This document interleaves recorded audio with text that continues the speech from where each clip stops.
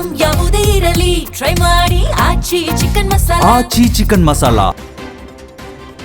ಇಂದು ಉಪಚುನಾವಣೆಯ ಬಹಿರಂಗ ಪ್ರಚಾರಕ್ಕೆ ತೆರೆ ಬೀಳಲಿದೆ. ಇನ್ನು ಎಲ್ಲಾ ರೀತಿಯ ಸಕಲ ಸಿದ್ಧತೆಯನ್ನ ಕಾಂಗ್ರೆಸ್ ಪಕ್ಷ ಮಾಡಿಕೊಂಡಿದ್ದು ಮನೆ ಮನೆಗೆ ತೆರಳಿ ಮತಯಾಚನೆ ಮಾಡುವಂತ ಹಾಗೂ ಬಹಿರಂಗ ಸಭೆಯನ್ನು ನಡೆಸುವಂತ ಕೆಲಸವನ್ನ ಈಗಾಗಲೇ ಕಾಂಗ್ರೆಸ್ನ ಮುಖಂಡರು ಮಾಡಿದ್ದಾರೆ.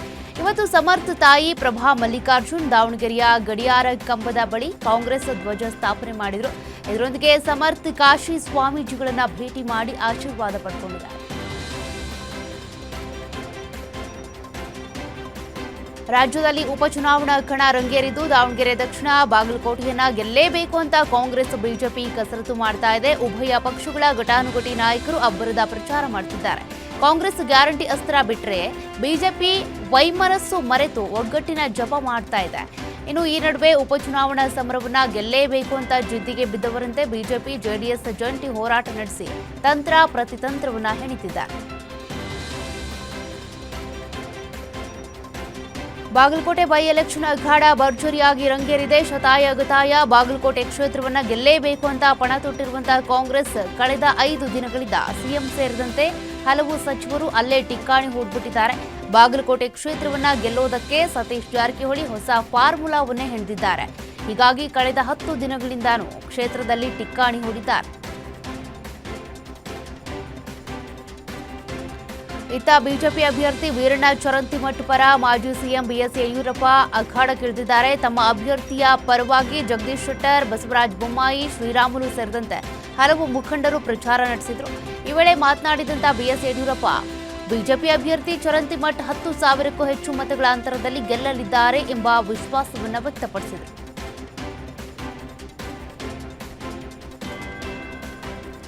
ಕಾಂಗ್ರೆಸ್ ಬಿಜೆಪಿ ನಡುವೆ ಡಿಲಿಮಿಟೇಷನ್ ಜಟಾಪಟಿ ಜೋರಾಗ್ಬಿಟ್ಟಿದೆ. ಜನಸಂಖ್ಯೆ ನಿಯಂತ್ರಣ ನೀತಿಯನ್ನ ಯಶಸ್ವಿಯಾಗಿ ಕೈಗೊಂಡ ಕಾರಣ ದಕ್ಷಿಣದ ರಾಜ್ಯಗಳಲ್ಲಿ ಸ್ಥಾನಗಳು ಕಡಿಮೆ ಆಗುತ್ತವೆ ಎಂಬ ಆತಂಕ ಬೇಡ. ಯಾವುದೇ ಲೋಕಸಭಾ ಸ್ಥಾನಗಳನ್ನು ಕಳೆದುಕೊಳ್ಳೋದಿಲ್ಲ ಅಂತ ಮೋದಿ ಹೇಳಿದರು. ಇದಕ್ಕೆ ಸಿಎಂ ಸಿದ್ದರಾಮಯ್ಯ ಚುನಾವಣಾ ಗಿಮಿಕ್ ಇದು ಅಂತೇಳಿ ಲೇವಡಿ ಮಾಡಿದಂತ ಆರೋಪ ಕೂಡ ನಡೆಯಿತು. ಇನ್ನು ಇದಕ್ಕೆ ಪ್ರತಿಕ್ರಿಯೆ ನೀಡಿದಂತ ಆರ್ ಅಶೋಕ್ ಇದರಲ್ಲಿ ಯಾವುದೇ ಚುನಾವಣಾ ಗಿಮಿಕ್ ಇಲ್ಲ ಅಂತೇಳಿ ವಿಪಕ್ಷ ನಾಯಕ ಕೌಂಟರ್ ಕೊಟ್ಟಿದ್ದಾರೆ. ಸಿದ್ದರಾಮಯ್ಯ ಅನ್ನರಾಮಯ್ಯ ಅನ್ನೋದಕ್ಕಿಂತ ಕನ್ನರಾಮಯ್ಯ ಎಂದಂತ ಕೇಂದ್ರ ಸಚಿವ ಎಚ್.ಡಿ. ಕುಮಾರಸ್ವಾಮಿ ವಿರುದ್ಧ ಸಿಎಂ ಸಿದ್ದರಾಮಯ್ಯ ಗುಡುಗಿದ್ದಾರೆ. ದಾವಣಗೆರೆಯಲ್ಲಿ ಮಾತನಾಡಿದ ಸಿಎಂ ಬಿಜೆಪಿಗೆ ಅಪ್ಪ ಮಗ ಏನೆಲ್ಲ ಬೈದಿದ್ದಾರೆ ಅನ್ನೋದನ್ನ ಹೇಳಬೇಕಾ? ಜೆಡಿಎಸ್ನಲ್ಲಿ ನಾನು ರಾಜ್ಯಾಧ್ಯಕ್ಷ ಆಗಿದ್ದಾಗ 59 ಸೀಟ್ ಗೆದ್ದಿದ್ದೆ. ಈಗ ಪ್ರತಿ ವರ್ಷ ಜೆಡಿಎಸ್ ಕುಸಿತಾ ಇದೆ. ಕೊಟ್ಟ ಕುದುರೆ ಏರದವ ಧೀರನೂ ಅಲ್ಲ ಶೂರನೂ ಅಲ್ಲವೆಂದು ಟಾಂಟ್ ಮಾಡಿದ್ದಾರೆ.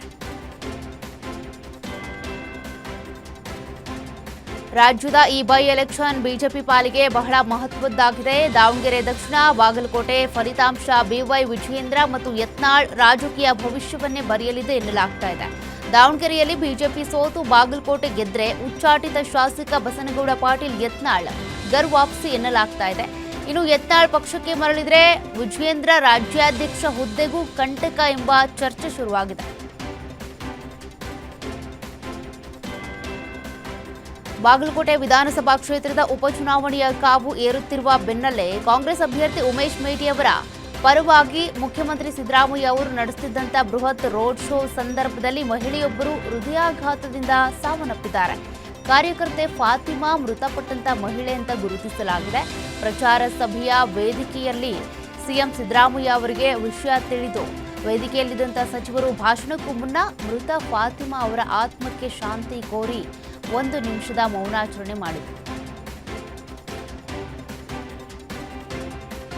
ಮಳವಳ್ಳಿಯ ಜೆಡಿಎಸ್ ಮಾಜಿ ಶಾಸಕ ಡಾಕ್ಟರ್ ಕೆ ಅನ್ನದಾನಿ ವಿರುದ್ಧ ಅಕ್ರಮ ಸಂಬಂಧದ ಆರೋಪ ಕೇಳಿಬಂದಿದೆ. ಮಳವಳ್ಳಿ ಮೂಲದ ಪ್ರಸನ್ನ ಎಂಬುವರು ಮಾಜಿ ಶಾಸಕನ ವಿರುದ್ಧ ಗಂಭೀರ ಆರೋಪ ಮಾಡಿದ್ದಾರೆ.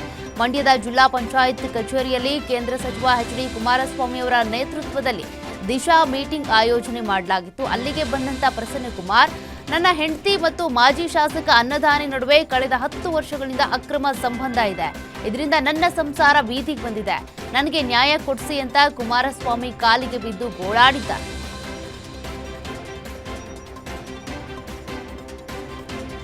ರೌಡಿ ಶೂಟರ್ ಬಿಕ್ಲು ಶಿವ ಕೊಲೆ ಪ್ರಕರಣ ರಾಜ್ಯ ರಾಜಕೀಯದಲ್ಲಿ ಸಾಕಷ್ಟು ಸಂಚಲನ ಸೃಷ್ಟಿ ಮಾಡಿತು. ಇದೇ ಕೇಸ್ನಲ್ಲಿ ಬಂಧನಕ್ಕೊಳಗಾಗಿದ್ದಂತ ಕೆಆರ್ಪುರಂ ಶಾಸಕ ಭೈರತಿ ಬಸವರಾಜ್ ಇತ್ತೀಚೆಗೆ ಜಾಮೀನು ಮೇಲೆ ಬಿಡುಗಡೆ ಆಗಿದ್ರು. ಇದೀಗ ಜಾಮೀನು ರದ್ದುಪಡಿಸುವಂತೆ ಕೋರಿ ಸಿಐಡಿ ಪೊಲೀಸರಿಂದ ಹೈಕೋರ್ಟ್ಗೆ ಅರ್ಜಿ ಸಲ್ಲಿಸಲಾಗಿದೆ. ಆ ಮೂಲಕ ಭೈರತಿ ಬಸವರಾಜ್ಗೆ ಮತ್ತೆ ಸಂಕಷ್ಟ ಎದುರಾಗಿದೆ. ಕರ್ನಾಟಕದ ಲಕ್ಷಾಂತರ ವಿದ್ಯಾರ್ಥಿಗಳು ಹಾಗೂ ಪೋಷಕರು ಕುತೂಹಲದಿಂದ ಕಾಯ್ತಿದ್ದಂತ ದ್ವಿತೀಯ ಪಿಯುಸಿ ಪರೀಕ್ಷೆಯ ಫಲಿತಾಂಶ ಇವತ್ತು ಪ್ರಕಟವಾಗುವುದಿಲ್ಲ. ಶಿಕ್ಷಣ ಸಚಿವ ಮಧು ಬಂಗಾರಪ್ಪ ಅವರೇ ಸುದ್ದಿಗೋಷ್ಠಿಯಲ್ಲಿ ಏಪ್ರಿಲ್ ಮೊದಲ ವಾರದಲ್ಲೇ ಫಲಿತಾಂಶ ನೀಡುವುದಾಗಿ ಘೋಷಿಸಿದ್ರು. ಆದರೆ ಇವತ್ತು ದ್ವಿತೀಯ ಪಿಯುಸಿ ರಿಸಲ್ಟ್ ಅನೌನ್ಸ್ ಆಗೋದಿಲ್ಲ ಅಂತ ಕೆಎಸ್ಇಎಬಿ ಅಧ್ಯಕ್ಷ ಪ್ರಕಾಶ್ ನಿಟಾಲಿ ಅವರು ಸ್ಪಷ್ಟಪಡಿಸಿದ್ದಾರೆ. ಇದರೊಂದಿಗೆ ಬಹಳ ಕಾತುರದಿಂದ ಕಾಯ್ತಿದ್ದ ವಿದ್ಯಾರ್ಥಿಗಳು ಹಾಗೂ ಪೋಷಕರಿಗೆ ನಿರಾಸೆಯಾಗಿದೆ. ಕರ್ನಾಟಕ ಸಾರಿಗೆ ನೌಕರರು 38 ತಿಂಗಳ ವೇತನ ಹಿಂಬಾಕಿ ಹಾಗೂ 2024ರ ಜನವರಿಯಿಂದ ವೇತನ ಪರಿಷ್ಕರಣೆಗೆ ಆಗ್ರಹಿಸಿ ಮತ್ತೆ ಹೋರಾಟಕ್ಕೆ ಮುಂದಾಗಿದ್ದಾರೆ. ಸರ್ಕಾರವು 26 ತಿಂಗಳ ಹಿಂಬಾಕಿ ಮತ್ತು 2025ರ ಏಪ್ರಿಲ್ನಿಂದ ಪರಿಷ್ಕರಣೆಗೆ ಒಪ್ಪಿದ್ದರೂ ನೌಕರರು ಇದನ್ನು ತಿರಸ್ಕಾರ ಮಾಡಿದ್ದಾರೆ. ಏಪ್ರಿಲ್ 8ರಿಂದ ಚಿತ್ರದುರ್ಗದಿಂದ ಬೆಂಗಳೂರಿನ ಫ್ರೀಡಂ ಪಾರ್ಕ್ನವರೆಗೆ ಪಾದಯಾತ್ರೆ ನಡೆಸಿ ಅನಿರ್ದಿಷ್ಟಾವಧಿ ಪ್ರತಿಭಟನೆ ನಡೆಸುವುದಕ್ಕೆ ಸಿದ್ಧತೆ ಮಾಡಿಕೊಳ್ತಿದ್ದಾರೆ.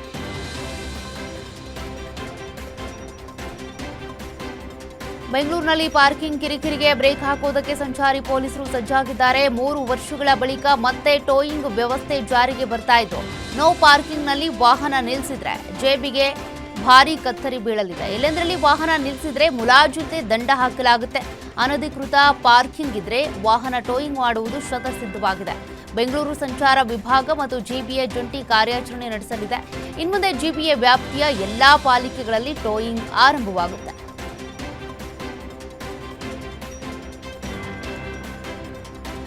ಇನ್ನು ಕಾಂಗ್ರೆಸ್ ಬಿಜೆಪಿ ನಡುವೆ ಗ್ಯಾಸ್ ಗಲಾಟೆ ಜೋರಾಗ್ತಾ ಇದೆ. ಕೇಂದ್ರವು ಕರ್ನಾಟಕಕ್ಕೆ ಸಾಕಷ್ಟು ಎಲ್ಪಿಜಿ ಪೂರೈಸ್ತಾ ಇಲ್ಲ. ಇದರಿಂದಾಗಿ ಆಟೋ ರಿಕ್ಷಾ ಚಾಲಕರು, ಗೃಹಿಣಿಯರು, ರೆಸ್ಟೋರೆಂಟ್ಗಳಿಗೆ ತೊಂದರೆ ಉಂಟಾಗ್ತಾ ಇದೆ ಅಂತ ರಣದೀಪ್ ಸಿಂಗ್ ಸುರ್ಜೇವಾಲಾ ಕಿಡಿಕಾರಿದ್ರು. ಇದಕ್ಕೆ ಆರ್ ಅಶೋಕ್ ಮತ್ತು ಅಶ್ವಥ್ ನಾರಾಯಣ್ ಕೌಂಟರ್ ಕೊಟ್ಟಿದ್ದಾರೆ. ಇಡೀ ಪ್ರಪಂಚಕ್ಕೆ ಯುದ್ಧದ ಬಿಸಿ ತಟ್ಟಿದೆ. ಕೇಂದ್ರದ ವಿರುದ್ಧ ಅಪಪ್ರಚಾರ ಮಾಡೋದು ಬೇಡ, ಕೀಳು ಮಟ್ಟದ ರಾಜಕಾರಣ ಮಾಡಬಾರದು ಅಂತ ಹೇಳಿದ್ರು.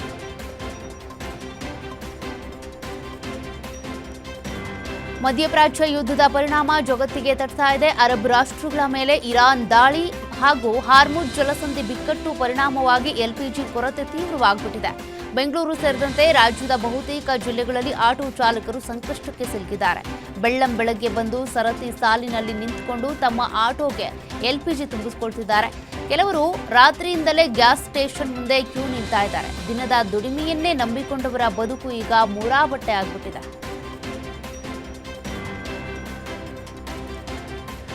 ವಾಯ್ಸ್ ಸಿಲಿಕಾನ್ ಸಿಟಿಯಲ್ಲಿ ಆಟೋ ಎಲ್ಪಿಜಿ ಗ್ಯಾಸ್ಗೆ ಈಗ ಭಾರೀ ಹಾಹಾಕಾರ ಸೃಷ್ಟಿಯಾಗಿದೆ. ಕಳೆದ 1 ವಾರದಿಂದ ಬಂಕ್ಗಳಲ್ಲಿ ಗ್ಯಾಸ್ ಪೂರೈಕೆ ಸ್ಥಗಿತಗೊಂಡಿದ್ದು, ಚಾಲಕರು ರಸ್ತೆಯಲ್ಲೇ ಹಗಲು ರಾತ್ರಿ ಕಳೆಯುವಂತಾಗುತ್ತಿದೆ. ಸಮಸ್ಯೆಗಳ ಬಗ್ಗೆ ಎಚ್ಚೆತ್ತ ಪೀಸ್ ಆಟೋ ಚಾಲಕರ ಸಂಘ ಆಹಾರ ಸಚಿವ ಕೆಎಚ್ ಮುನಿಯಪ್ಪ ನಿವಾಸಕ್ಕೆ ಮುತ್ತಿಗೆ ಹಾಕಿ ತಮ್ಮ ಆಕ್ರೋಶ ವ್ಯಕ್ತಪಡಿಸೋದಕ್ಕೆ ಪ್ಲಾನ್ ಮಾಡಿಕೊಂಡಿದ್ರು. ಇನ್ನು ಕೆಲ ಕಾಲ ಪ್ರತಿಭಟನೆ ಕೂಡ ಮಾಡಿದ್ರು. ಆದರೆ ಪ್ರತಿಭಟನೆಗೆ ಪೊಲೀಸರು ಅವಕಾಶ ನೀಡಲಿಲ್ಲ. ಇತ್ತ ಗೃಹ ಸಚಿವ ಪರಮೇಶ್ವರ್ ರಾಜ್ಯಕ್ಕೆ ಬರಬೇಕಾದ ಗ್ಯಾಸ್ ಪೂರೈಕೆಯಲ್ಲೇ ವ್ಯತ್ಯಯ ಉಂಟಾಗಿದೆ ಅಂತೇಳಿ ಅಸಹಾಯಕತೆಯನ್ನು ವ್ಯಕ್ತಪಡಿಸಿದ್ದಾರೆ.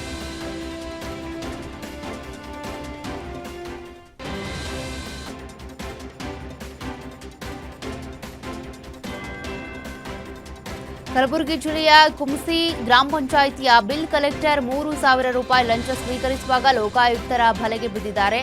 ಲಂಚ ಸ್ವೀಕರಿಸುವಾಗ ಬಿಲ್ ಕಲೆಕ್ಟರ್ ಮಲ್ಲಿಕಾರ್ಜುನ್ ಲೋಕಾಯುಕ್ತ ಬಲೆಗೆ ಬಿದ್ದಿರುವಂತದ್ದು. ತಂದೆ ಹೆಸರಿನಲ್ಲಿರುವಂತಹ ಜಾಗ ತಾಯಿ ಹೆಸರಿಗೆ ಮಾಡಿಸೋದಕ್ಕೆ 4,000ಕ್ಕೆ ಬೇಡಿಕೆ ಇಟ್ಟು 2,000 ಪಡೆದಿದ್ರು.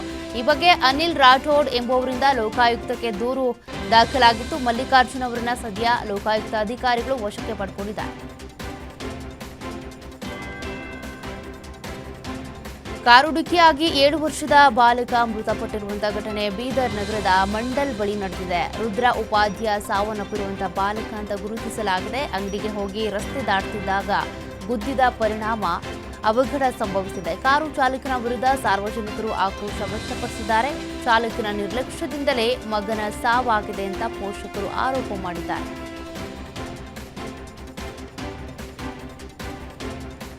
ಅಸ್ಸಾಂನ ಚುನಾವಣಾ ರ್ಯಾಲಿಯಲ್ಲಿ ಪ್ರಧಾನಿ ನರೇಂದ್ರ ಮೋದಿ ಕಾಂಗ್ರೆಸ್ ಪಕ್ಷದ ವಿರುದ್ಧ ವಾಗ್ದಾಳಿ ನಡೆಸಿದ್ರು. ನಮಗೆ ದೇಶ ಮೊದಲಾದರೆ ಕಾಂಗ್ರೆಸ್ಗೆ ಕುಟುಂಬ ಮೊದಲು ಅಂತೇಳಿ ಟೀಕೆ ಮಾಡಿದ್ರು. ಹೊಸೈನ್ನಲ್ಲಿ ನಡೆದಂತ ರ್ಯಾಲಿಯನ್ನ ಉದ್ದೇಶಿಸಿ ಮಾತನಾಡಿದ ಪ್ರಧಾನಿ ಮೋದಿ, ಅಸ್ಸಾಂನಲ್ಲಿ ಈ ಬಾರಿ ಬಿಜೆಪಿ ಹ್ಯಾಟ್ರಿಕ್ ಬಾರಿಸಲಿದೆ ಅಂತ ಹೇಳಿದರು. ತಮ್ಮ ಪಕ್ಷವು ನಿರಂತರ ಅಭಿವೃದ್ಧಿ ಪ್ರಯತ್ನಗಳ ಮೂಲಕ ಅಸ್ಸಾಂ ಜನರ ಜೀವನವನ್ನು ಸುಧಾರಿಸುವುದಕ್ಕೆ ಬದ್ಧವಾಗಿದೆ ಅಂತ ತಿಳಿಸಿದರು.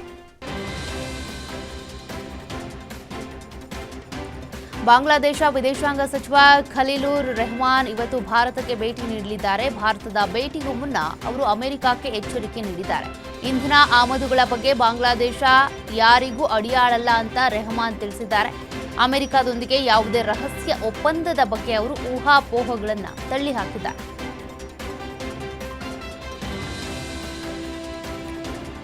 ಮುಂಬರಲಿರುವ ವಿಧಾನಸಭಾ ಚುನಾವಣೆಯಲ್ಲಿ ಗೆದ್ದು ಪಕ್ಷ ಅಧಿಕಾರಕ್ಕೆ ಬಂದರೆ ಪುದುಚೇರಿಗೆ ಪೂರ್ಣ ರಾಜ್ಯ ಸ್ಥಾನಮಾನ ನೀಡುವುದಾಗಿ ಕಾಂಗ್ರೆಸ್ ನಾಯಕ ರಾಹುಲ್ ಗಾಂಧಿ ಕೇಂದ್ರಾಡಳಿತ ಪ್ರದೇಶದ ಮತದಾರರಿಗೆ ಭರವಸೆ ಕೊಟ್ಟಿದ್ದಾರೆ. ಲೋಕಸಭೆಯಲ್ಲಿ ವಿಪಕ್ಷ ನಾಯಕ ರಾಹುಲ್ ಗಾಂಧಿ ಪುದುಚೇರಿಯನ್ನ ಜನರು ನಡೆಸ್ತಾ ಇಲ್ಲ ಮತ್ತು ಕೇಂದ್ರಾಡಳಿತ ಪ್ರದೇಶದಲ್ಲಿನ ಸರ್ಕಾರವನ್ನ ದೆಹಲಿಯಿಂದ ಹೇರಲಾಗಿದೆ ಅಂತ ಕೇಂದ್ರದಲ್ಲಿರುವ ಮೋದಿ ಸರ್ಕಾರವನ್ನ ಉಲ್ಲೇಖಿಸಿ ಹೇಳಿದರು.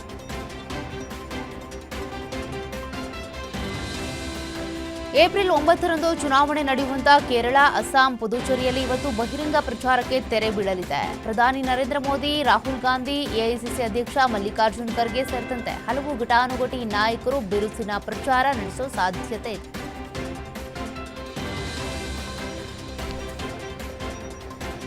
ಉತ್ತಮ ಹೆದ್ದಾರಿ ನಿರ್ಮಿಸಲಾಗಿರುವಂತಹ ಮಾರ್ಗಗಳಲ್ಲಿ ವಿಮಾನಗಳ ಹಾರಾಟ ನಿಲ್ತಿದೆಯಾ?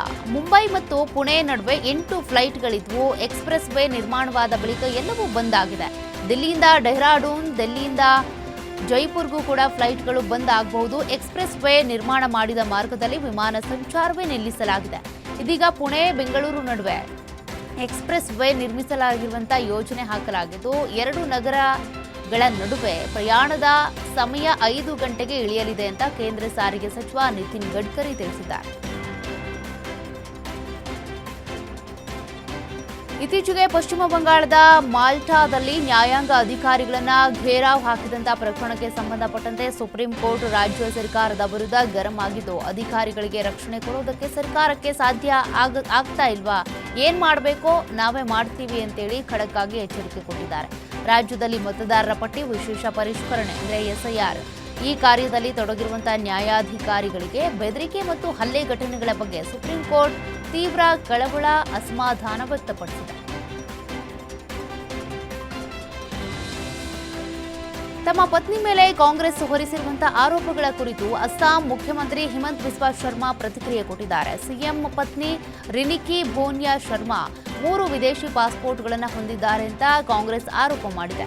ಅದಕ್ಕೆ ಪ್ರತಿಕ್ರಿಯಿಸಿರುವಂತಹ ಸಿಎಂ, ಕಾಂಗ್ರೆಸ್ ಪಾಕ್ನಿಂದ ಸಹಾಯ ಪಡಿತಾ ಇದೆ, ತನ್ನ ಪತ್ನಿ ವಿರುದ್ಧ ಇಲ್ಲಸಲ್ಲದ ಆರೋಪ ಮಾಡ್ತಾ ಇದೆ. ಪಾಕಿಸ್ತಾನಿ ಚಾನೆಲ್ಗಳು ಅಸ್ಸಾಂ ಚುನಾವಣೆಯ ಬಗ್ಗೆ ಕನಿಷ್ಠ 11 ಟಾಕ್ ಶೋಗಳನ್ನು ನಡೆಸಿವೆ. ಪ್ರತಿಯೊಂದು ಕಾಂಗ್ರೆಸ್ ಗೆಲ್ಲೋದಾಗಿನೇ ಪ್ರತಿಪಾದಿಸಿವೆ. ಇದರರ್ಥ ಕಾಂಗ್ರೆಸ್ ಪಾಕಿಸ್ತಾನದ ಜೊತೆ ಸಂಬಂಧ ಹೊಂದಿದೆ ಅಂತೇಳಿ ಅಂತ ಆರೋಪ ಮಾಡಿದೆ.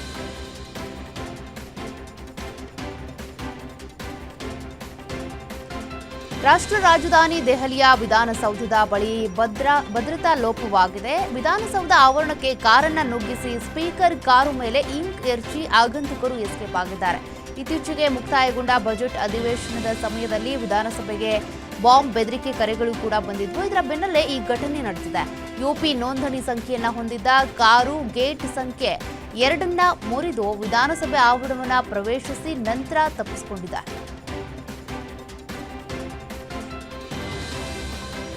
ದೆಹಲಿ ವಿವಿಯ 2 ಪ್ರಮುಖ ಕಾಲೇಜುಗಳಿಗೆ ಬಾಂಬ್ ಬೆದರಿಕೆ ಮೇಲ್ ಬಂದಿದ್ದು, ಕಾಲೇಜುಗಳನ್ನು ಸ್ಫೋಟಿಸುವುದಾಗಿ ಎಚ್ಚರಿಕೆ ಕೊಟ್ಟಿದ್ದಾರೆ. ರಾಮ್ಜಾಸ್ ಕಾಲೇಜು ಮತ್ತು ಮಿರಾಂಡಾ ಕಾಲೇಜಿಗೆ ಬೆದರಿಕೆ ಬಂದ ಕೂಡಲೇ ಕಾಲೇಜುಗಳಲ್ಲಿ ಗೊಂದಲಮಯ ವಾತಾವರಣ ನಿರ್ಮಾಣವಾಗಿತ್ತು. ವಿದ್ಯಾರ್ಥಿಗಳು, ಶಿಕ್ಷಕರು ಮತ್ತು ಸಿಬ್ಬಂದಿಯನ್ನ ಸುರಕ್ಷಿತ ಸ್ಥಳಕ್ಕೆ ಸ್ಥಳಾಂತರಿಸಲಾಯಿತು. ಕೂಡಲೇ ದೆಹಲಿ ಪೊಲೀಸರು ಸ್ಥಳಕ್ಕೆ ದೌಡಾಯಿಸಿ ಬಾಂಬ್ ನಿಷ್ಕ್ರಿಯ ತಂಡ ಮತ್ತು ಡಾಗ್ ಸ್ಕ್ವಾಡ್ಗಳು ಶೋಧ ಕಾರ್ಯವನ್ನು ನಡೆಸಿದ್ದಾರೆ. ಮಾವೋವಾದಿ ಸಂಘಟನೆಯ ಪೀಪಲ್ಸ್ ಲಿಬರೇಷನ್ ಗೆರಿಲ್ಲಾ ಆರ್ಮಿಯ ಉನ್ನತ ಕಮಾಂಡರ್ ಸೋಡಿ ಕೇಶಲು ಮತ್ತು ಇತರೆ 40 ಜನ ತೆಲಂಗಾಣ ಪೊಲೀಸರ ಮುಂದೆ ಶರಣಾಗಿದ್ದಾರೆ. ಮಲ್ಲ ಎಂದು ಕರೆಯಲ್ಪಡುವಂತಹ ಕೇಶಲು ಬಸ್ತಾರ್ನ ಪಿಜಿಎಲ್ಎಯ ಉನ್ನತ ನಾಯಕರಲ್ಲಿ ಒಬ್ಬನಾಗಿದ್ದ. ಈತ ತೆಲಂಗಾಣ ಛತ್ತೀಸ್ಗಢ ಗಡಿಯಲ್ಲಿ ಸಕ್ರಿಯವಾಗಿರುವಂತಹ ಮಾವೋವಾದಿ ಬೆಟಾಲಿಯನ್ನ ಉಪ ಕಮಾಂಡರ್ ಆಗಿ ಕೆಲಸ ಮಾಡ್ತಾ ಇದ್ದ. ಈ ಹಿಂದೆ ಶರಣಾಗಿದ್ದ ಹಿರಿಯ ಮಾವೋವಾದಿ ನಾಯಕ ಬಡಿಸೆ ದೇವ ನಂತರ ಈತನನ್ನ ಎರಡನೇ ಇನ್ ಕಮಾಂಡ್ ಎಂದು ಪರಿಗಣಿಸಲಾಗಿತ್ತು ಅಂತ ಪೊಲೀಸರು ತಿಳಿಸಿದ್ದಾರೆ. ಗ್ಯಾಸ್ ಸಮಸ್ಯೆಯಿಂದ ಪರದಾಡ್ತಾ ಇರೋರಿಗೆ ಭಾರತಕ್ಕೆ ಗುಡ್ ನ್ಯೂಸ್ ಸಿಕ್ಕಿದೆ. ಮತ್ತೊಂದು ಗ್ಯಾಸ್ ಹೊತ್ತಂತ ದೊಡ್ಡ ಹಡಗು ಹಾರ್ಮುಜ್ ಜಲಸಂಧಿಯನ್ನ ದಾಟಿದೆ. ಗ್ರೀನ್ ಆಶಾ ಎಂಬ ಹಡಗು ನಿನ್ನೆ ಬೆಳಗ್ಗೆ ಹಾರ್ಮುಜ್ನಿಂದ ಭಾರತಕ್ಕೆ ಹೊರಟಿದ್ದು, ಇದರಲ್ಲಿ ಸುಮಾರು 20,000 ಮೆಟ್ರಿಕ್ ಟನ್ ಗ್ಯಾಸ್ ಇದೆ. ಇವತ್ತು ಗ್ರೀನ್ ಆಶಾ ಹಡಗು ಭಾರತಕ್ಕೆ ತಲುಪಲಿದೆ. ಯಾವುದೇ ಸಂದರ್ಭದಲ್ಲಿ ಇರಾನ್ ಮೇಲೆ ರಣಭೀಕರ ದಾಳಿ ಮಾಡ್ತೀವಿ ಅಂತ ಅಮೆರಿಕ ಅಧ್ಯಕ್ಷ ಡೊನಾಲ್ಡ್ ಟ್ರಂಪ್ ಮಹತ್ವದ ಹೇಳಿಕೆ ನೀಡಿದ್ರು. ಇರಾನ್ ಪರಮಾಣು ಶಸ್ತ್ರಾಸ್ತ್ರಗಳನ್ನ ಅಭಿವೃದ್ಧಿಪಡಿಸಲು ಬಿಡಲ್ಲ, ಅವಕಾಶ ಸಿಕ್ಕರೆ ಇರಾನ್ನ ತೈಲವನ್ನ ವಶಪಡಿಸಿಕೊಳ್ತೇವೆ. ಇರಾನ್ನ ಜನರು ಸ್ವಾತಂತ್ರ್ಯವನ್ನ ಬಯಸ್ತಾ ಇದ್ದಾರೆ. ಇರಾನ್ ಸೇತುವೆಗಳು, ವಿದ್ಯುತ್ ಸ್ಥಾವರಗಳನ್ನ ಧ್ವಂಸ ಮಾಡ್ತೀವಿ. 48 ಗಂಟೆಗಳ ಡೆಡ್ಲೈನ್ ಬಳಿಕ ಮತ್ತೆ ಡೊನಾಲ್ಡ್ ಟ್ರಂಪ್ ಈ ರೀತಿಯ ಎಚ್ಚರಿಕೆ ಕೊಟ್ಟಿದ್ದಾರೆ. ಎಚ್ಚರಿಕೆ ನಡುವೆ ಇರಾನ್ ಜನರು ಒಳ್ಳೆಯವರು ಮತ್ತು ಬಲಿಷ್ಠ ಹೋರಾಟಗಾರರು ಅಂತ ಟ್ರಂಪ್ ಹಾಡಿ ಹೊಗಳಿದ್ದಾರೆ. ಆದರೆ ಅವರು ಈಗ ಮೊದಲಿನಷ್ಟು ಬಲಿಷ್ಠರಾಗಿಲ್ಲ. 1 ತಿಂಗಳ ಹಿಂದೆ ಇರಾನ್ನವರು ಶಕ್ತಿಶಾಲಿಗಳಾಗಿದ್ರು, ಅವ್ರ ಮೇಲೆ ನಿರಂತರ ದಾಳಿಯಿಂದ ಬಲಹೀನರಾಗ್ಬಿಟ್ಟಿದ್ದಾರೆ. ಇರಾನ್ ಶಕ್ತಿ ಗಮನಾರ್ಹವಾಗಿ ಕಡಿಮೆ ಆಗಿದೆ ಅಂತ ಟ್ರಂಪ್ ಹೇಳಿದ್ದಾರೆ. ನಮ್ಮ ಸೇನಾ ಕಾರ್ಯಾಚರಣೆ ಅದ್ಭುತವಾಗಿ ನಡೀತಾ ಇದೆ. ಇತಿಹಾಸದಲ್ಲಿ ಯಾರೂ ಮಾಡದ ರಕ್ಷಣಾ ಕಾರ್ಯ ಮಾಡಿದ್ದೇವೆ ಅಂತ ಟ್ರಂಪ್ ಹೇಳಿಕೆ ನೀಡಿದ್ರು. ಅಮೆರಿಕ ಫೈಟರ್ ಜೆಟ್ ಪತನಗೊಳಿಸಿದ್ದ ಇರಾನ್ ಪೈಲಟ್ ರಕ್ಷಿಸುವಲ್ಲಿ ಯಶಸ್ವಿಯಾಗಿದ್ದೇವೆ. ಶತ್ರು ನೆಲದಿಂದ ನಮ್ಮ ಸೈನಿಕರನ್ನ ರಕ್ಷಣೆ ಮಾಡಿದ್ದೇವೆ. 7 ಗಂಟೆಗಳ ಕಾಲ ಕಾರ್ಯಾಚರಣೆ ನಡೆಸಿದ್ದು ಯಶಸ್ವಿಯಾಗಿದೆ. 200 ಜನ ಕಮಾಂಡರ್ಗಳು ಅದ್ಭುತ ಕೆಲಸ ಮಾಡಿದ್ದಾರೆ. 21 ಯುದ್ಧ ವಿಮಾನಗಳನ್ನ ಕಾರ್ಯಾಚರಣೆಗೆ ಬಳಸಿದ್ವಿ ಅಂತ ಹೇಳಿದ್ದಾರೆ. ಇನ್ನು ಡೊನಾಲ್ಡ್ ಟ್ರಂಪ್ ಕೊನೆ ಎಚ್ಚರಿಕೆಗೂ ಜಗ್ಗದ ಇರಾನ್ ಅಮೆರಿಕದ ಕದನ ವಿರಾಮ ಪ್ರಸ್ತಾಪವನ್ನ ತಿರಸ್ಕಾರ ಮಾಡಿದೆ. ಮಧ್ಯಸ್ಥಿಕೆ ವಹಿಸಿರುವಂತಹ ಪಾಕ್ ಮೂಲಕ ಅಮೆರಿಕಾಗೆ ಸಂದೇಶ ರವಾನಿಸಿದೆ. ಇರಾನ್ ಮೇಲೆ ಮತ್ತೆ ದಾಳಿ ಮಾಡಲ್ಲ ಎಂಬ ದೃಢ ಭರವಸೆ ಸಿಗಬೇಕು. ನಾವು ತಾತ್ಕಾಲಿಕ ಕದನ ವಿರಾಮವನ್ನ ಬಯಸೋದಿಲ್ಲ. ದಾಳಿ ಮಾಡಲ್ಲ ಎಂಬ ಭರವಸೆ ಸಿಕ್ಕರಷ್ಟೇ ಯುದ್ಧ ಅಂತ್ಯ, ಇಲ್ಲದಿದ್ರೆ ನಾವು ಹಿಂದೆ ಸರಿಯೋದಿಲ್ಲ ಅಂತ ಇರಾನ್ ಹೇಳಿದೆ. ಒಂದೇ ರಾತ್ರಿಯಲ್ಲಿ ಇರಾನ್ ಸರ್ವನಾಶ ಮಾಡಬಹುದು, ಆ ರಾತ್ರಿ ನಾಳೆನೂ ಬರಬಹುದು ಅಂತ ಅಮೆರಿಕ ಅಧ್ಯಕ್ಷ ಡೊನಾಲ್ಡ್ ಟ್ರಂಪ್ ಖಡಕ್ ಎಚ್ಚರಿಕೆ ನೀಡಿದ್ರು. ಇರಾನ್ಗೆ ಗಡುವು ನೀಡಿರುವ ಅಮೆರಿಕ ಈಗ ಬಹಿರಂಗವಾಗಿಯೇ ಇರಾನ್ಗೆ ಬೆದರಿಕೆ ಹಾಕಿದೆ. ರಾತ್ರೋರಾತ್ರಿ ಇರಾನ್ ನಾಶ ಮಾಡುವುದಾಗಿ ಸಗಟಾಗಿ ತಿರಸ್ಕಾರ ಮಾಡಿದೆ. ಇದಕ್ಕೆ ಪ್ರತಿಕ್ರಿಯೆಯಾಗಿ ಇರಾನ್ ತನ್ನದೇ ಆದ ಷರತ್ತುಗಳನ್ನು ರೂಪಿಸಿದೆ ಅಂತ ಇರಾನ್ ವಿದೇಶಾಂಗ ಸಚಿವಾಲಯದ ವಕ್ತಾರ ಇಸ್ಮಾಯಿಲ್ ಬಗೈ ಹೇಳಿದ್ದಾರೆ. ಇನ್ನು ಇರಾನ್ ಅಮೆರಿಕದ ದಾಳಿ ನಡುವೆ ನಾಪತ್ತೆಯಾಗಿದ್ದ ಮುಜ್ತಬಾ ಖಮೇನಿ ಪ್ರತ್ಯಕ್ಷ ಆಗ್ಬಿಟ್ಟಿದ್ದಾರೆ. ಇದೇ ಮೊದಲ ಬಾರಿಗೆ ಪ್ರತ್ಯಕ್ಷನಾದ ಮುಜ್ತಬಾ ಖಮೇನಿ ವಾರ್ ರೂಮ್ಗೆ ತೆರಳುತ್ತಿರುವಂತಹ ವಿಡಿಯೋ ರಿಲೀಸ್ ಆಗಿದೆ. ಅಮೆರಿಕ, ಇಸ್ರೇಲ್ ಮತ್ತು ಇರಾನ್ ನಡುವಿನ ಯುದ್ಧದ ಕಾರ್ಮೋಡ ಮತ್ತಷ್ಟು ಬಿಗಡಾಯಿಸಿದೆ. ಹಾರ್ಮುಜ್ ಜಲಸಂಧಿ ವಿಚಾರವಾಗಿ ಅಮೆರಿಕ ಮತ್ತು ಇರಾನ್ ನಡುವಿನ ಸಂಘರ್ಷ ತಾರಕಕ್ಕೇರಿದ್ದು, ಅಮೆರಿಕ ಅಧ್ಯಕ್ಷ ಡೊನಾಲ್ಡ್ ಟ್ರಂಪ್ ಇರಾನ್ಗೆ ಕಟುವಾದ ಎಚ್ಚರಿಕೆ ಕೊಟ್ಟಿದ್ದಾರೆ. ಇರಾನ್ ವಿರುದ್ಧ ಅತ್ಯಂತ ತೀಕ್ಷ್ಣ ಹಾಗೂ ಆಕ್ರಮಣಕಾರಿ ಪದಗಳನ್ನು ಬಳಸಿದ ಡೊನಾಲ್ಡ್ ಟ್ರಂಪ್ ಹಾರ್ಮುಜ್ ಜಲಸಂಧಿಯನ್ನು ಕೂಡಲೇ ತೆರೆಯುವಂತೆ ಡೆಡ್ಲೈನ್ ಕೊಟ್ಟಿದ್ದಾರೆ ಮತ್ತು ಇರಾನಿನ ನಾಯಕರೊಂದಿಗೆ ರಾತ್ರಿ ಇಡೀ ಮಾತುಕತೆ ನಡೆಸಿದ್ದಾರೆ. ವರದಿಗಳ ಪ್ರಕಾರ 45 ದಿನಗಳ ಕದನ ವಿರಾಮದ ಕುರಿತು ಮಾತುಕತೆ ನಡೆದಿದೆಯಂತೆ. ಪಾಕಿಸ್ತಾನ, ಈಜಿಪ್ಟ್ ಮತ್ತು ಟರ್ಕಿ ಕದನ ವಿರಾಮದ ಮಾತುಕತೆಯ ನಡುವೆನೂ ಇರಾನ್ ಮೇಲೆ ಅಮೆರಿಕ ಹಾಗೂ ಇಸ್ರೇಲ್ ದಾಳಿಗಳು ಮುಂದುವರೆದಿವೆ. ನಾಗರಿಕ ಮೂಲ ಸೌಕರ್ಯಗಳ ಮೇಲೆ ನಡೆದ ದಾಳಿಯಲ್ಲಿ ಹಲವರು ಸಾವನ್ನಪ್ಪಿದ್ದಾರೆ. ಜೊತೆಗೆ ಶರೀಫ್ ತಂತ್ರಜ್ಞಾನ ವಿಶ್ವವಿದ್ಯಾಲಯ ಹಾಗೂ ಅದರ ಸುತ್ತಲಿನ ಪ್ರದೇಶದ ಮೇಲೆ ನಡೆಸಿದ ದಾಳಿಯ ಪರಿಣಾಮ ನೈಸರ್ಗಿಕ ಅನಿಲ ಮೂಲ ಸೌಕರ್ಯಕ್ಕೆ ಹಾನಿಯಾಗಿದೆ. ಈ ದಾಳಿಗೆ ಅಮೆರಿಕ ಕಾಂಗ್ರೆಸ್ ಖಂಡನೆ ವ್ಯಕ್ತಪಡಿಸಿದೆ. ಹಾರ್ಮುಜ್ ಜಲಸಂಧಿ ತೆರೆಯದಿದ್ದರೆ ಇರಾನಿನ ಇಂಧನ ಸೌಲಭ್ಯಗಳ ಮೇಲೆ ದಾಳಿ ಮಾಡಲಾಗುವುದು ಎಂಬ ಡೊನಾಲ್ಡ್ ಟ್ರಂಪ್ ಅವರ ಎಚ್ಚರಿಕೆ ಬೆನ್ನಲ್ಲೇ ಜಾಗತಿಕ ಮಾರುಕಟ್ಟೆಯಲ್ಲಿ ಕಚ್ಚಾ ತೈಲ ಬೆಲೆಯಲ್ಲಿ ಭಾರೀ ಏರಿಕೆ ಕಂಡಿದೆ. ಬ್ರೆಂಟ್ ಕಚ್ಚಾ ತೈಲದ ಬೆಲೆ ಶೇಕಡ 1.4 ಏರಿಕೆಯಾಗಿ $110.60 ಏರಿಕೆ ಕಂಡಿದ್ರೆ, ಅಮೆರಿಕದ ಕಚ್ಚಾ ತೈಲದ ಬೆಲೆ ಶೇಕಡ 1.8 ಏರಿಕೆಯಾಗಿ $113.60 ತಲುಪಿದೆ.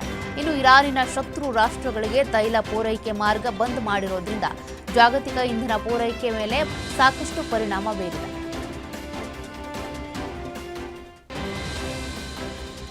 ಲೆಬನಾನ್ನಲ್ಲಿ ಇಸ್ರೇಲ್ ನಡೆಸಿದಂತಹ ಭೀಕರ ವೈಮಾನಿಕ ದಾಳಿಯಲ್ಲಿ ಕನಿಷ್ಠ 14 ಜನರು ಸಾವನ್ನಪ್ಪಿದ್ದಾರೆ ಮತ್ತು 10ಕ್ಕೂ ಹೆಚ್ಚು ಜನರು ಗಂಭೀರವಾಗಿ ಗಾಯಗೊಂಡಿದ್ದಾರೆ.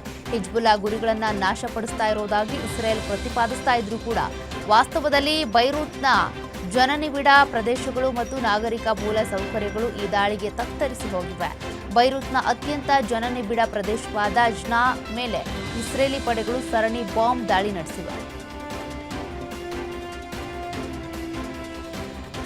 ಮಧ್ಯಪ್ರಾಚ್ಯದಲ್ಲಿ ಸಂಘರ್ಷದಲ್ಲಿ 38ನೇ ದಿನವೂ ದಾಳಿ ಪ್ರತಿದಾಳಿಗಳು ಮುಂದುವರೆದಿವೆ. ಈ ನಡುವೆ ಅಮೆರಿಕ ಇರಾನ್ ನಡುವೆ 2 ಹಂತದ ಕದನ ವಿರಾಮದ ಲೆಕ್ಕಾಚಾರ ನಡೀತಾ ಇದೆ. ಮೊದಲ ಹಂತದಲ್ಲಿ 45 ದಿನಗಳ ಕದನ ವಿರಾಮವನ್ನ ಪ್ರಸ್ತಾಪ ಕೇಳಿಬಂದಿತು. ಸಂಪೂರ್ಣ ದಾಳಿಯನ್ನ ನಿಲ್ಲಿಸುವ ಚರ್ಚೆಗಳು ಕೂಡ ನಡೀತಾ ಇವೆ. ಪಾಕಿಸ್ತಾನ, ಈಜಿಪ್ಟ್ ಮತ್ತು ಟರ್ಕಿ ದೇಶದ ಮಧ್ಯವರ್ತಿಗಳ ಮೂಲಕ ಹಾಗೂ ಟ್ರಂಪ್ ಅವರ ರಾಯಭಾರಿ ಸ್ಟೀವ್ ವಿಟ್ಕಾಫ್ ಮತ್ತು ಇರಾನ್ ವಿದೇಶಾಂಗ ಸಚಿವ ಅಬ್ಬಾಸ್ ಅರಾಗ್ಚಿ ನಡುವಿನ ಪಠ್ಯ ಸಂದೇಶ ವಿನಿಮಯದ ಮೂಲಕ ಮಾತುಕತೆಗಳನ್ನು ನಡೆಸಲಾಗ್ತಾ ಇದೆ. ಅಮೆರಿಕ ಮತ್ತು ಇಸ್ರೇಲ್ನ ನಡವಳಿಕೆ ಆಧುನಿಕ ಅನಾಗರಿಕತೆಯನ್ನ ನೆನಪಿಸುತ್ತವೆ ಅಂತ ಭಾರತದ ಇರಾನ್ ರಾಯಭಾರಿ ಮೊಹಮ್ಮದ್ ಫತಾಲಿ ಹೇಳಿದ್ದಾರೆ. ಇರಾನ್ ಮೇಲೆ ಶಿಲಾಯುಗಕ್ಕೆ ಹಿಂತಿರುಗಿ ಬಾಂಬ್ ಹಾಕುವುದಾಗಿ ಬೆದರಿಕೆ ಹಾಕಲಾಗಿದೆ. ಇತ್ತೀಚೆಗೆ ಟೆಹರಾನ್ ಬಳಿಯ ಪ್ರಮುಖ ಸೇತುವೆಯನ್ನ ನಾಶಪಡಿಸಲಾಗಿದೆ. ನಮ್ಮದು ಸಾವಿರಾರು ವರ್ಷಗಳ ಹಿಂದಿನ ನಾಗರಿಕತೆಯನ್ನು ಹೊಂದಿರುವ ರಾಷ್ಟ್ರ. ನಾವು ಎಂದಿಗೂ ಶಿಲಾಯುಗಕ್ಕೆ ಹಿಂತಿರುಗುವುದಿಲ್ಲ ಅಂತ ಟೀಕಿಸಿದ್ದಾರೆ.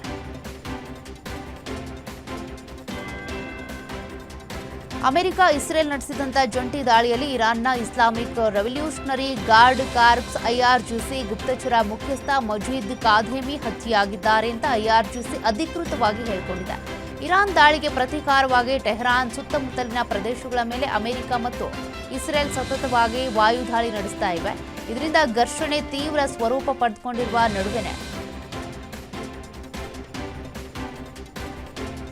ಕೋಲ್ಕತಾ ನೈಟ್ ರೈಡರ್ಸ್ ಹಾಗೂ ಪಂಜಾಬ್ ಕಿಂಗ್ಸ್ ತಂಡಗಳ ನಡುವಣ 2026ರ ಇಂಡಿಯನ್ ಪ್ರೀಮಿಯರ್ ಲೀಗ್ ಟೂರ್ನಿಯ ಸೋಮವಾರದ ಪಂದ್ಯ ಮಳೆಗೆ ಬಲಿಯಾಯಿತು. ಈ ಪಂದ್ಯದಲ್ಲಿ ಕೇವಲ 3.4 ಓವರ್ಗಳನ್ನು ಮಾತ್ರ ಬೌಲ್ ಮಾಡಲಾಯಿತು. ಅಂತಿಮವಾಗಿ ಎರಡೂ ತಂಡಗಳಿಗೆ 1 ಅಂಕವನ್ನು ನೀಡಲಾಗಿದೆ.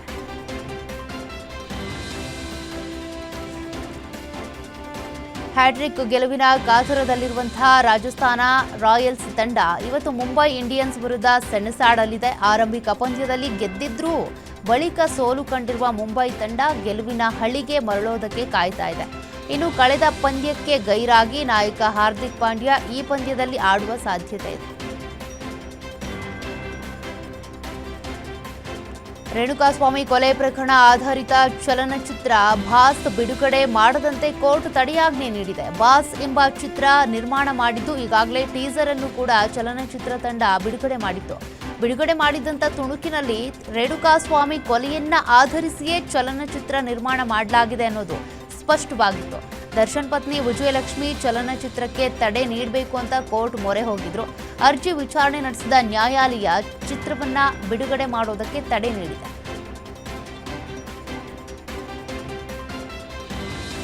ಸ್ಯಾಂಡಲ್ವುಡ್ನ ಸೌಂದರ್ಯ ಗಣಿ ಎಂದೇ ಖ್ಯಾತಿ ಗಳಿಸಿರುವಂತಹ ನಟಿ ಸುಧಾರಾಣಿ ಅವರು ಅಕ್ಷರಶಃ ಸೋಷಿಯಲ್ ಮೀಡಿಯಾದ ಕಂಟೆಂಟ್ ಕ್ರಿಯೇಟರ್ ಮೇಲೆ ಕೆಂಡಾಮಂಡಲರಾಗಿದ್ದಾರೆ. ನಟ ಶಿವರಾಜ್ ಕುಮಾರ್ ಅವರನ್ನ ಮದುವೆ ಆಗೋದಕ್ಕೆ ಸುಧಾರಾಣಿ ಅವರು ಮುಂದಾಗಿದ್ರು ಎಂಬ ವಿಚಾರ ಸೋಷಿಯಲ್ ಮೀಡಿಯಾದಲ್ಲಿ ವೈರಲ್ ಆಗ್ತಾ ಇದ್ದಂತೆ ನಟಿ ಸುಧಾರಾಣಿ ಕೆಂಡಾಮಂಡಲರಾಗಿದ್ದಾರೆ.